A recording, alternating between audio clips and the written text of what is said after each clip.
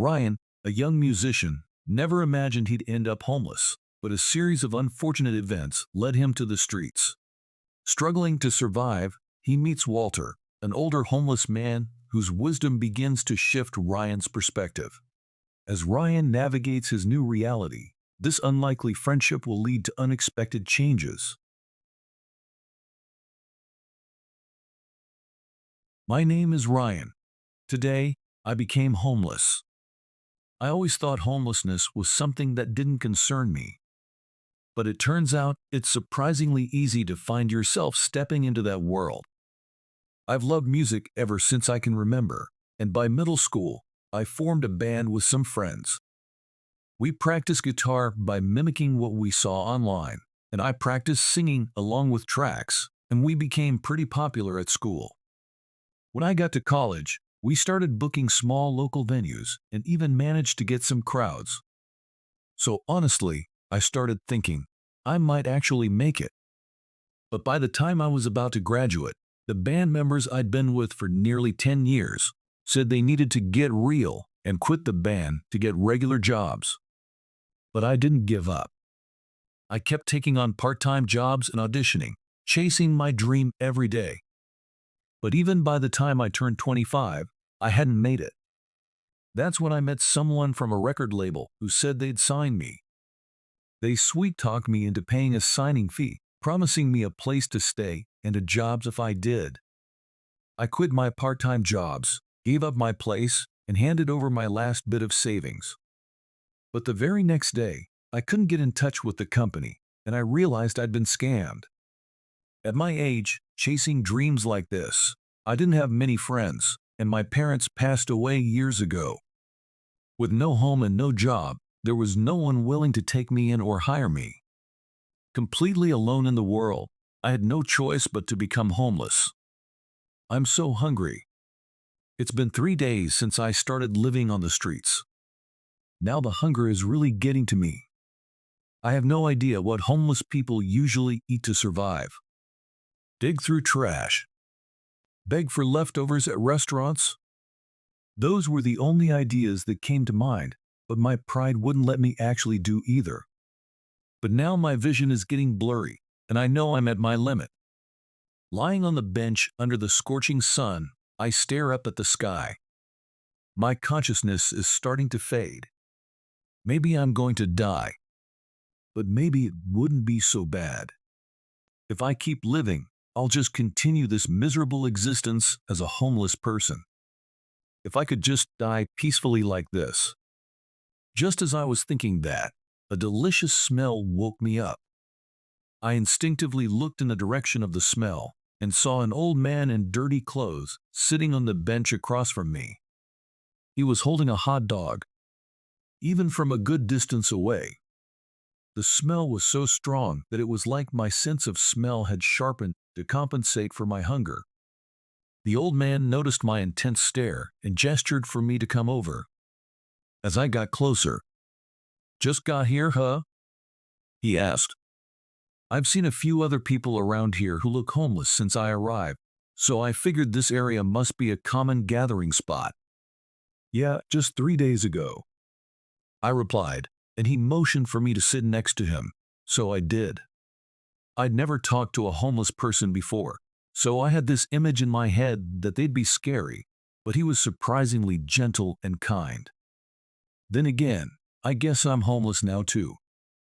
The old man introduced himself as Walter, and he started telling me about this place, stories from his past, and even the unspoken rules of living on the streets. The whole time, I kept eyeing the hot dog in his hand, hoping he might offer me a piece. Walter must have noticed because he asked, "You hungry?" I eagerly replied, hoping he'd share. "Yeah, I haven't eaten in 3 days." Then Walter asked, "Why not?" He said it with a playful smirk. But my mind was only focused on the food in his hand. I don't have any money, and I'm too embarrassed to dig through trash or ask for help, I admitted, feeling both honest and a bit foolish. Suddenly, the smile on Walter's face turned serious. "You look down on living like this, don't you?" Walter said. Honestly, he was right. Why don't they work? How can they stand to be in such dirty clothes without feeling ashamed?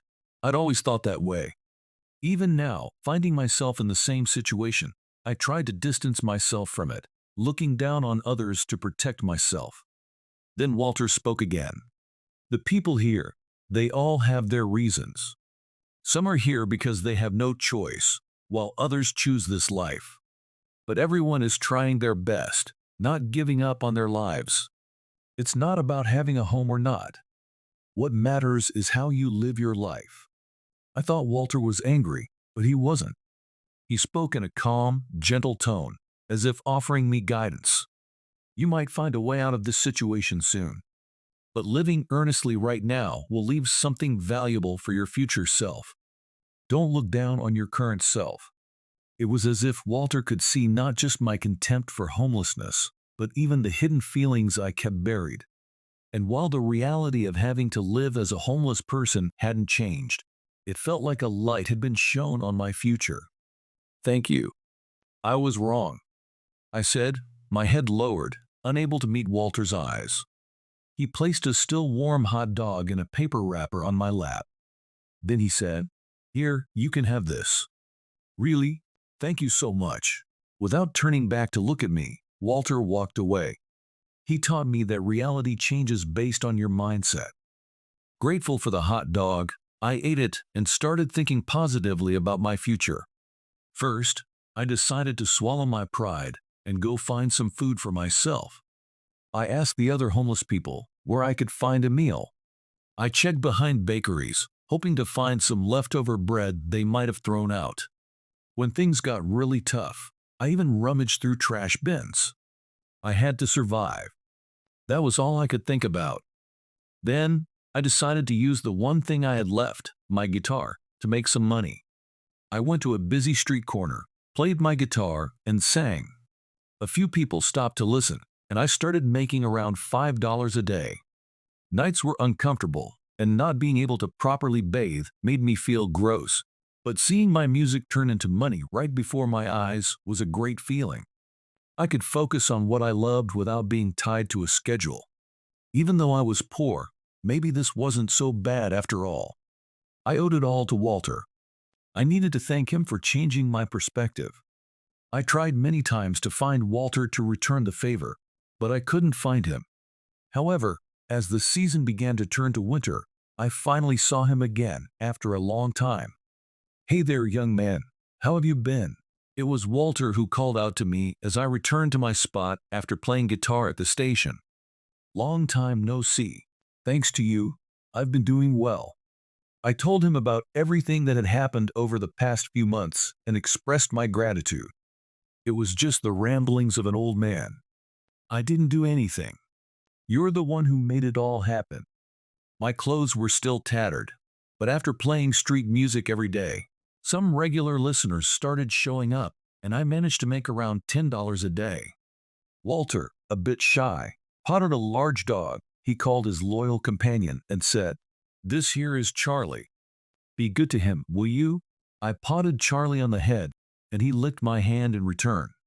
I couldn't help but smile. Charlie's just like me, an old-timer, so he's pretty calm these days. Walter's expression was as gentle as ever as he smiled and said that. After that, Walter started visiting regularly, and playing with Charlie became a routine for me. Then, one night when it snowed for the first time this year, there was a commotion nearby, and one of the homeless men came up to me. "I hear an ambulance is coming." "What? Did something happen?" As we talked, I could hear the sound of sirens approaching in the distance. "You know the old guy who always brings that big dog here? I think it's him." He collapsed on the street. Walter, hearing that, I couldn't stay put, so I rushed towards the crowd, but there were too many onlookers to get through easily. "Get out of here. Nobody wants you around." I could hear harsh words being directed at me. But right now, that didn't matter. It didn't matter what others thought. Walter taught me that what matters is what's in your heart. By the time I pushed through the crowd and reached the center, the paramedics had already arrived, and they were loading someone onto the ambulance. It was Walter. As the ambulance left with its siren blaring, the crowd quickly dispersed, leaving just me and Walter's dog, Charlie. What would happen to Charlie if Walt didn't come back? Just as I was thinking that, Charlie suddenly ran off into the park. When I followed him, he stopped and sat down at a spot, looking poised. It was the bench where Walter always sat when he came to the park. Charlie must have thought that if he waited there, Walter would come back. I had heard stories of loyal dogs like Ichiko, but seeing it firsthand made me realize how smart dogs really are. Even after 3 days, and then a week, Walter didn't return. Yet Charlie stayed there, sitting still even in the rain and snow. I tried to bring him to my sheltered spot to keep warm, but he resisted and wouldn't move. Charlie's devotion to Walter was stronger than I had imagined. So I thought, what can I do for him? I thought hard. I initially thought of keeping Charlie safe and healthy until Walter came back, but then I realized that wasn't the most important thing. If Charlie wanted to wait faithfully for Walter, if that's what he wanted to do, then my job was to support him in doing that. That was the best thing I could do for both Walter and Charlie. After realizing that, I started walking to a busier station, 2 stops away, to play my music. The plan was a success. I began making around $20 a day. With that kind of income, I could probably rent a cheap apartment, but that wasn't on my mind. First, I used the money to buy food for Charlie and a blanket to keep him warm. Buying dog food for the first time, I quickly realized it was a big expense, and my own budget was tight. But I was determined to make sure Walter knew how much Charlie needed him. Every day, I prayed, please let Walter come back safely. Please, let Charlie's loyalty reach him. Then, as winter ended and spring approached, the moment finally came. The night before, I played music until late, then walked an hour back to my spot and slept in until nearly noon. I was jolted awake by Charlie's loud bark. When I went to see what was happening, there was Walter in a wheelchair. Charlie was joyfully nuzzling Walter's lap. It was the moment Charlie's wish came true. Seeing that scene, tears welled up in my eyes. After hugging Charlie with a smile, Walter turned to me and said, "Ryan, thank you." Walter, I didn't expect to be thanked, so I was at a loss for words. Then Walter told me something surprising. Walter was actually a wealthy man and not homeless.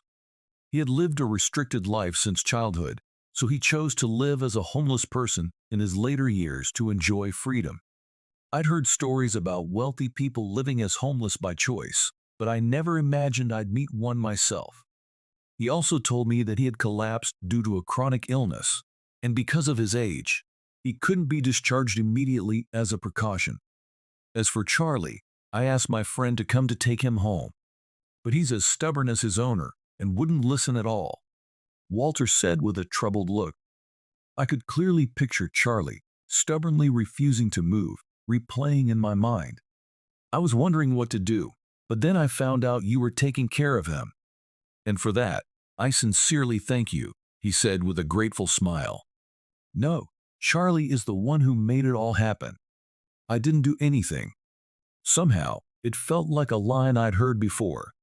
It was the same thing Walter had said to me once. Walter must have remembered too, because he gave a small smile and said, "It's a small token of my gratitude. Please accept it." He handed me a large envelope. I opened it out of curiosity and was shocked. Inside was more money than I had ever seen. Why? I can't accept this. I immediately tried to return it, but Walter stopped me. I don't have any family. Charlie is the only one I truly care about. If I had lost him, my heart would have died. You saved him, Ryan, no doubt about it. I don't need most of my wealth anymore. I want a young person with a future to have it. Besides, I'm a stubborn old man. He didn't stop offering me the envelope. In the end, I accepted his offer and took the money. After that, I rented an apartment near the park and started dedicating myself fully to my dreams, training hard and performing on the streets every day. Recently, I even ventured into YouTube, posting my singing videos, and slowly but surely, I've been gaining subscribers. Even now, a year later, I'm still far from achieving anything major, but I can feel that I'm moving forward, one step at a time. Walter and Charlie are doing well too, and we still meet at the park once a week. For someone like me, with no family, it feels like I've found a real grandfather and a loyal companion, a place where I truly belong. If I hadn't met Walter, I'd probably still be lost, looking down on others while feeling trapped in my own life. But now, no matter what challenges lie ahead, I want to stay true to myself and be the kind of person who can change my own fate.